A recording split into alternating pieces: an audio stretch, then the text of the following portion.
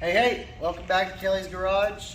I'm not really quite sure where this video is gonna go, but we got some parts. We did, it's a team effort, me and my wife, decided to keep the car, and then it's like, go broke. So we're doing like an all-out build, and if it breaks this time, I think, if I can become famous enough on YouTube, we'll just do a giveaway of like the broken car, and then it could be somebody else's toy / headache or whatever you want to call it.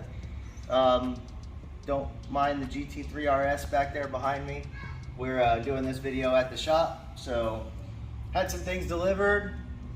We're gonna go through them together, show you what it comes with. Ordered a bunch of stuff from BMR. Glenn from BMR was the guy that helped us over there. He was really good, very helpful. We did get a coupon code, so we will attach it. I think it'll be in the link to this video. Not really sure how that works. Wife handles that. But anyway, if you ever order stuff from BMR, we got a coupon that gives you free shipping, and I believe it's 7% off. So pretty much if you follow like inflation in today's world, you'll basically get inflation off and free shipping. So hopefully it helps. Anyway, let's dive into these boxes and show you what we got.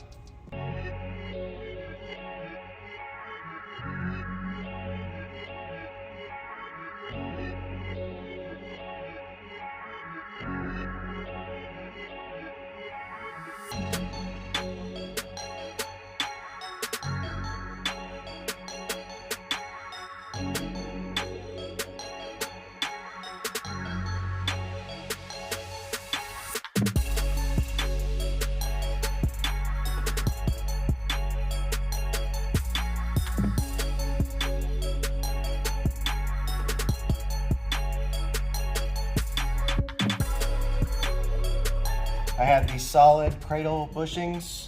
Instead of doing the lockout, I've gotten a lot of questions of like, are you parting your car out? Because we've decided to completely redo the car just because, after a complete failure, you're taking things apart. While it's apart, you might as well do things that it's more convenient to do it while it's apart than to do it while it's together. So I took the Cradle lockout completely out, sold it, and then we ended up going with a solid Cradle kit. That's gonna completely remove all of the rubber and any of that good stuff. Also, I got the solid diff mounts, so that way it's gonna remove all the rubber there also. So we're pretty much removing any play between the Cradle and the diff. Also, I got, out of everything that we ordered, I'm missing 2 pieces. I got SuperPro bushings. Not really sure, if these are going to help or what they're going to do. Those are for the lower portion of the shock absorber. And then we got, let me see what else we got. The 2 things that we're missing are the inner lower control arm bushings. I'm not really sure what any of this is going to do. I just figured, hey, while it's all apart, let's put new bushings in it. If I can find something that's more sturdy, let's do that. So I'm replacing the inner lower control arm bushing and the sway bar, the rear sway bar end links, because we're doing something different. That'll be a different video. And then we're also replacing the bushings that go on that sway bar as well. So once we get those in, we'll do a video and do kind of a rundown of all that too.